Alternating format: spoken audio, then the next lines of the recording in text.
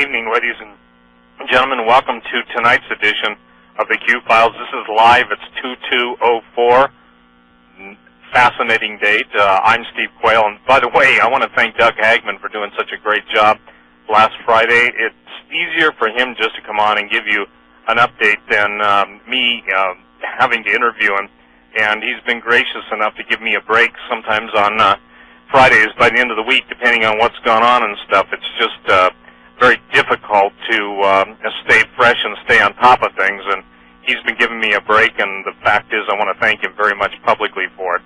Tonight I want to talk about Russia. I think the thing that is so tantalizing is to put into your perspective and my perspective, to bring it before our mutual perspectives, the fact that Russia is planning maneuvers of its nuclear forces next month.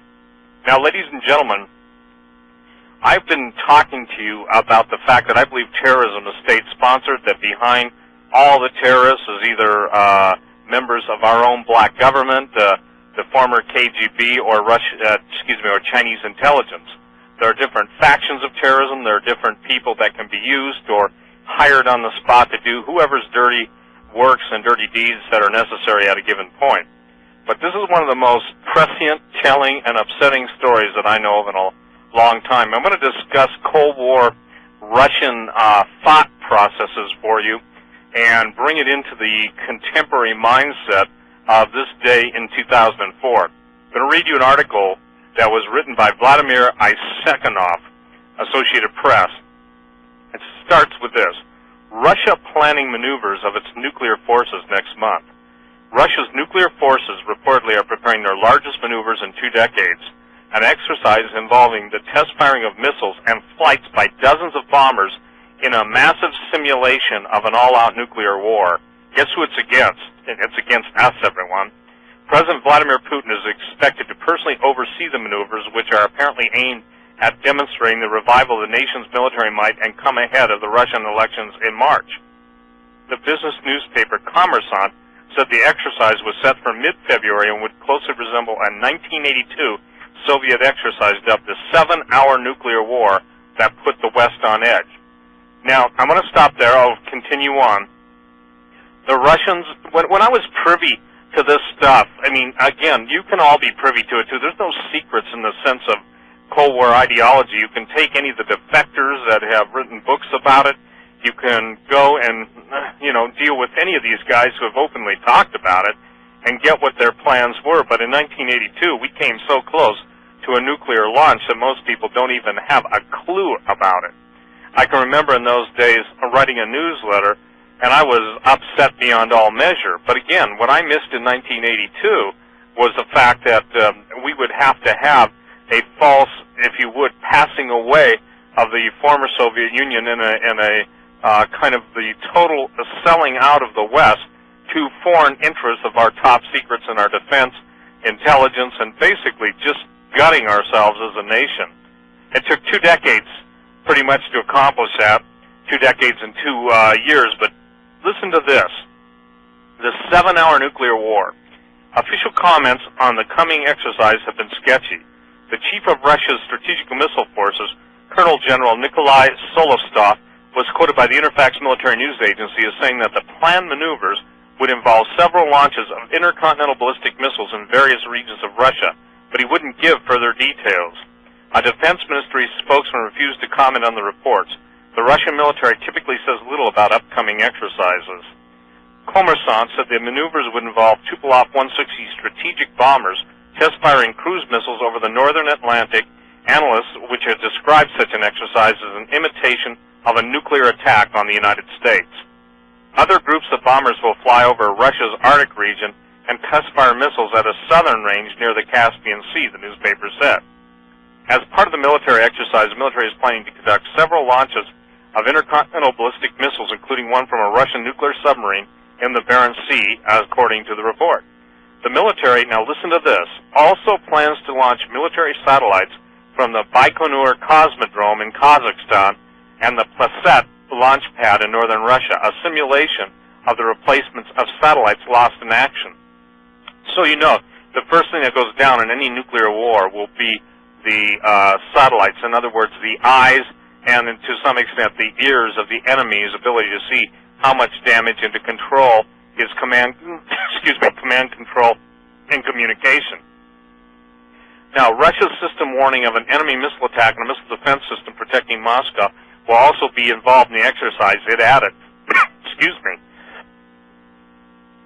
just feel that pesky cough. Russia's system warning of an enemy missile attack and missile defense system protecting Moscow will also be involved in the exercise. It added. Now, what's interesting about this is that Moscow and the Russians have an anti-ballistic missile system. Under the different treaties that we signed, they got to keep theirs. We never got to keep ours. Then, under the Bush doctrine, we started to concern with missile defense, and henceforth what we're rushing to get into place in Alaska. But it will be too late and too little. Now, I want to talk tonight about the Cold War policy that's come back on the scene. Listen, as I finish this article, we'll come back and visit the different ideas. Ivan Safranchuk, head of the Moscow office of the Center for Defense Information, a Washington-based think tank, said the maneuvers would further strengthen Putin's popularity ahead of the March 14th presidential election. He is expected, by the way, to win easily. Putin has repeatedly pledged to build Russia's military might and restore pride to the demoralized service. When he ran for his first term in 2000, he flew as a second pilot in a fighter jet and later donned naval officer's garb on a visit to a nuclear submarine, images that played well with many voters who are nostalgic for Soviet global power and military prestige. This exercise will make a great show, with Putin receiving reports from military commanders, according to Safranchuk. Kommersant said Moscow had notified Washington about the exercise, describing it as part of efforts to fend off terror threats, even though it imitates the Cold War scenario of an all-out war. Ladies and gentlemen, this is absolutely a plan of their control communication, command control and communication, or their C3 policy, and this should be so scary if most people understood what this really means. The exercise follows the old scenario, and casting it as anti-terror is absurd. Putin's support of the United States following September 11, 2001 terror attacks bolstered relations with Washington and helped broker a U.S.-Russian nuclear arms reduction deal and a Russian-NATO partnership agreement in 2002. But the U.S.-Russian honeymoon has soured lately over Moscow's criticism of the war in Iraq, U.S. concerns about authoritarian trends in the Kremlin's domestic policy, and Russia's perceived attempts to assert its authority over ex-Soviet neighbors. Now, remember where Colin Powell was last week? He was basically dealing with the Russians and talking to them about them getting all of their men out of Soviet or former Soviet Georgia. Now, ladies and gentlemen, I want to hear from some of you tonight, especially those of you that are Cold War warriors, those of you who are ex-military. Some of you have basically used your pen and your purpose in life to try and get people to see what they absolutely cannot see, and God bless you for your efforts. But what are your thoughts on this? Because here's what I'm thinking. It is my contention that since nothing so far has happened in February and all the dates, I am contending that if there are no solid events that can be followed up by the information that was gleaned out of the different sources, then I've got to say that Al-Qaeda and their handlers have waited for a more opportune time, and that opportune time just may be when Russia's on its military maneuvers. Now, someplace else, if anybody's got the article, please look it up and let me know. But these maneuvers are supposed to be lasting for a very long time. I have seen reports that they're going to last up to 4 months to 6 months. Now, if something is being planned for, the 7-hour nuclear war, I don't think they need to worry about 7 months. So my contention is, will there be a protracted period of terrorism in the United States, followed by the lurking, reconstituted Soviet military, and with China just pouncing and getting ready to pounce on Taiwan?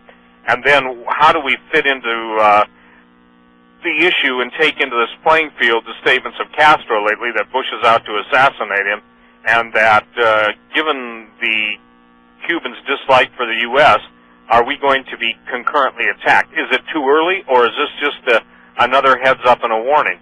You see, all I can share with you tonight is that when they're talking about a 7-hour nuclear war, I think you need to understand that ICBMs coming in over the poles are 20 minutes away. nuclear cruise missiles off in any submarine off any of our coasts, whether it's the Gulf, the Atlantic, or Pacific, are sometimes less than 5 minutes away.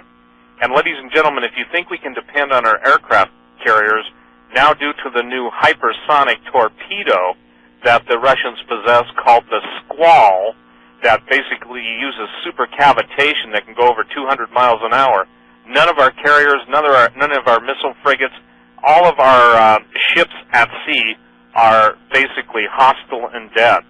Now, we all have seen the carefully scripted presentation that Russia is a backwards country trying to come in the 20th century, but they've been building their underground complex at Yamanote Mountain for years and years and years, spending billions and billions and billions of dollars and preparing for D-Day.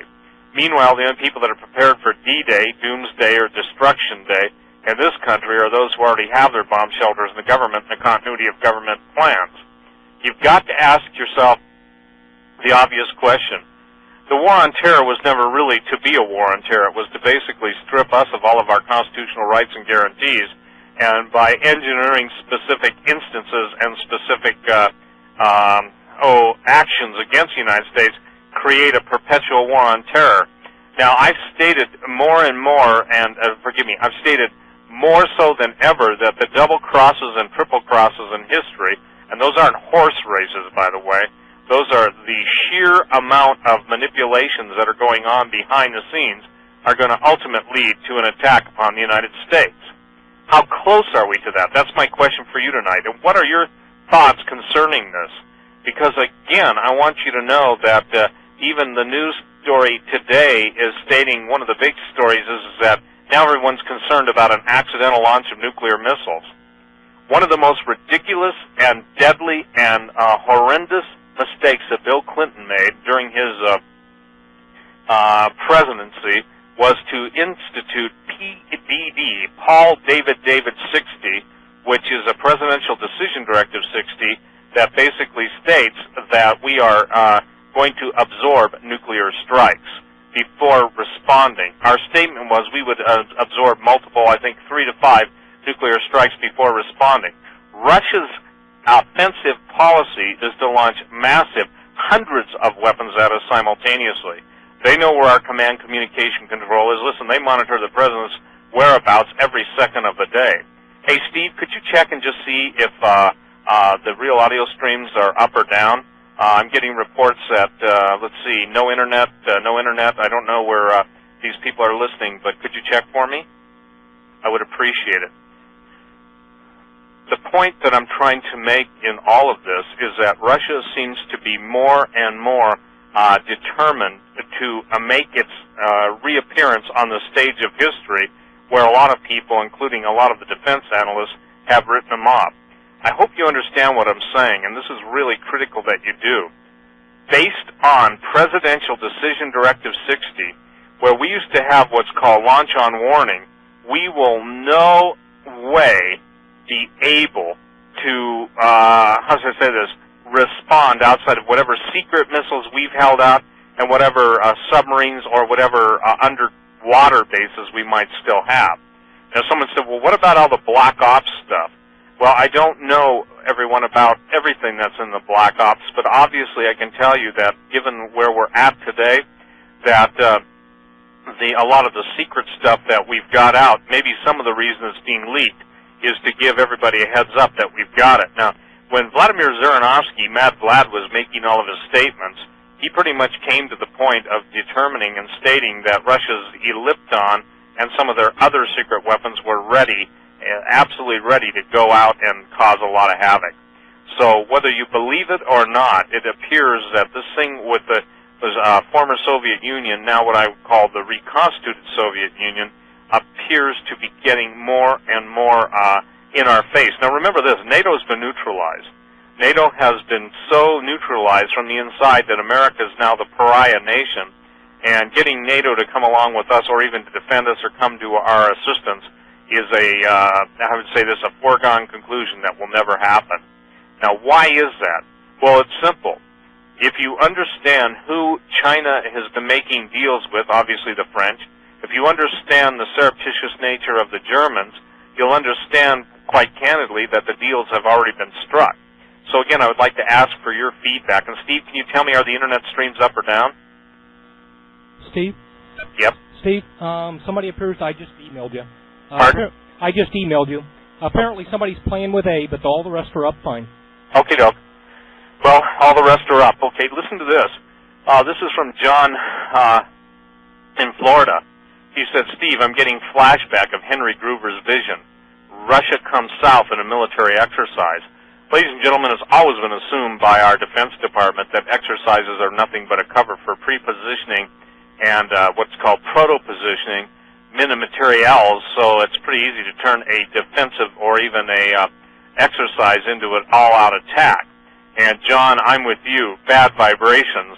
Maybe someone ought to redo the song by the Beach Boys, Good Vibrations, and come up with the words bad vibrations. Let's go to Rick. He said, Steve, I'm sure glad that we sent all those millions of dollars on planes every day to Russia. By the way, it's billions, Rick, billions. I guess they needed the money to keep their military up to date. We as a nation are so stupid. Absolutely.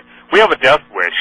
What Rick is talking about, and I don't know if you remember this, but years ago in the Spotlight, I think Mike Blair wrote an incredible article, and on it he was showing pallets of $100 bills.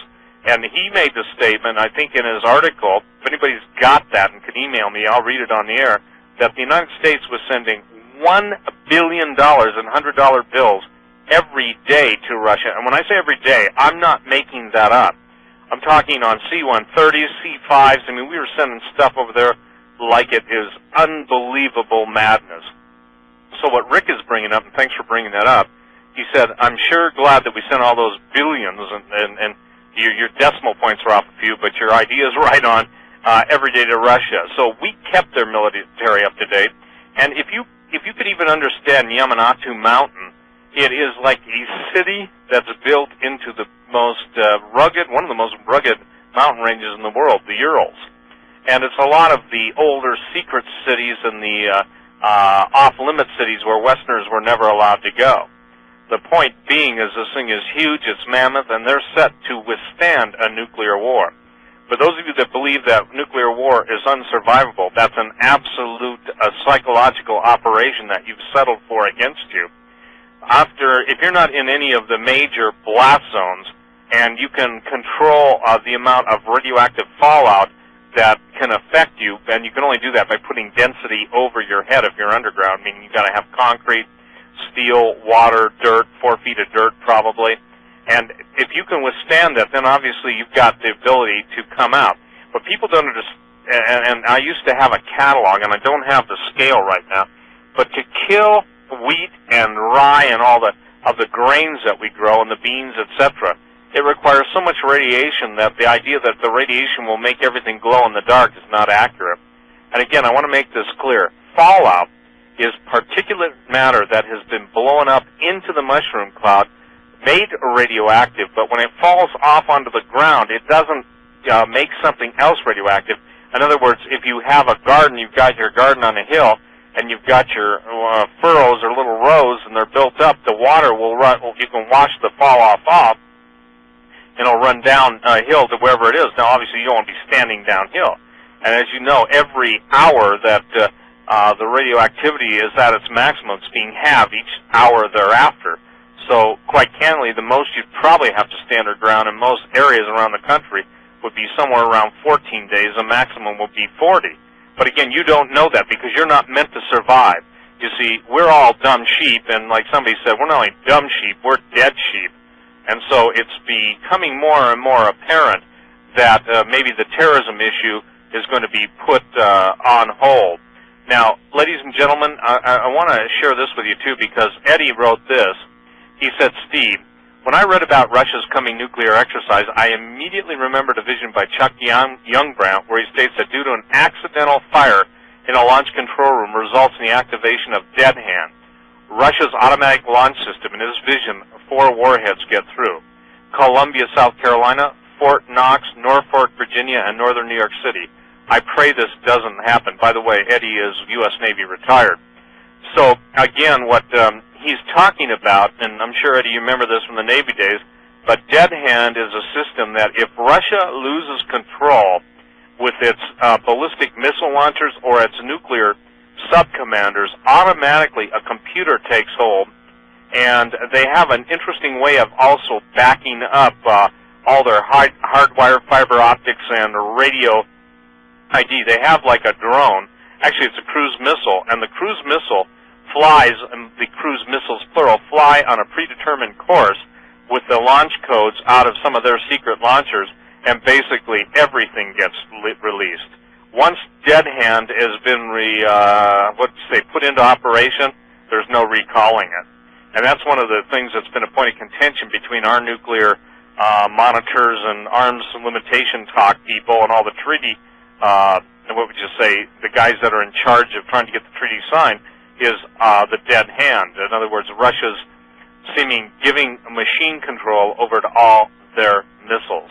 I hope that some of you see this, because it's a pretty dangerous time, more dangerous than anything else in the world. Listen to this.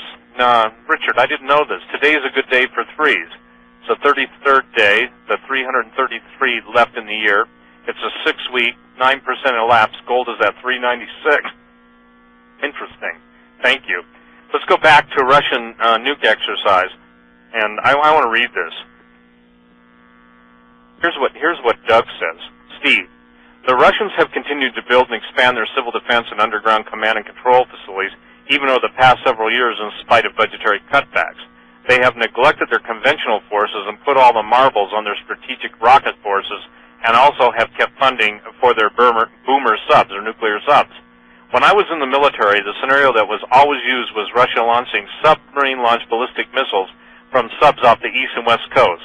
Several warheads would detonate high over continental U.S., and the resulting electromagnetic pulse would knock out a lot of command and control.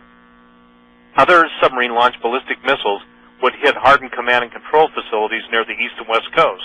About 15 minutes later, the strategic warheads would come over the poles and begin to impact their targets in the continental U.S.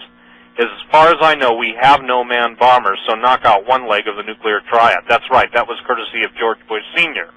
I'm not sure the sub-skippers can launch without a direct radio or satellite link that was instituted under Clinton, so possibly knock out a second leg of the triad. You are correct there also, sir.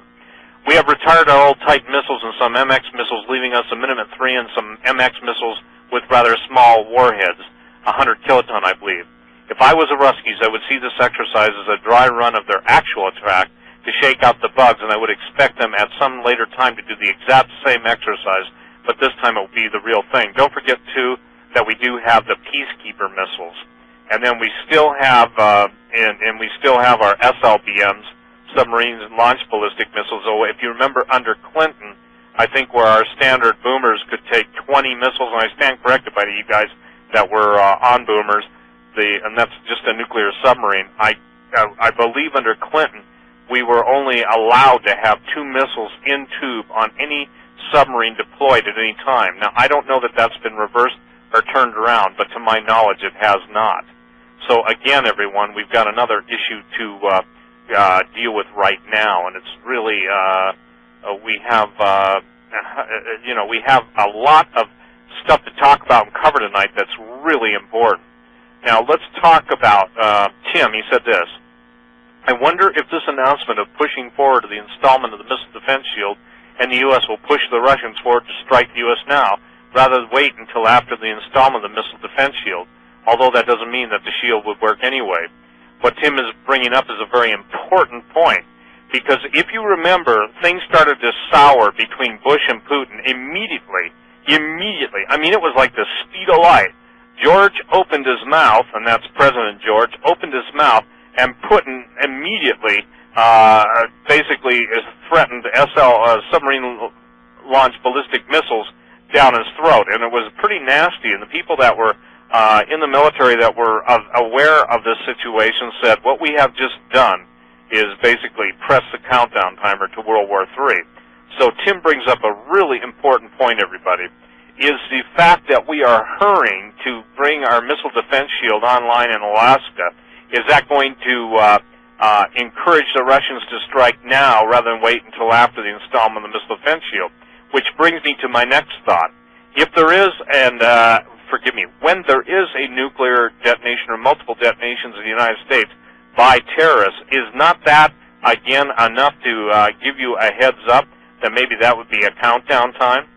Do you start to get maybe a feel for this is not just a typical time in the nation's history when you know that the Doom virus or My Doom virus and the variants thereof initiated in Russia?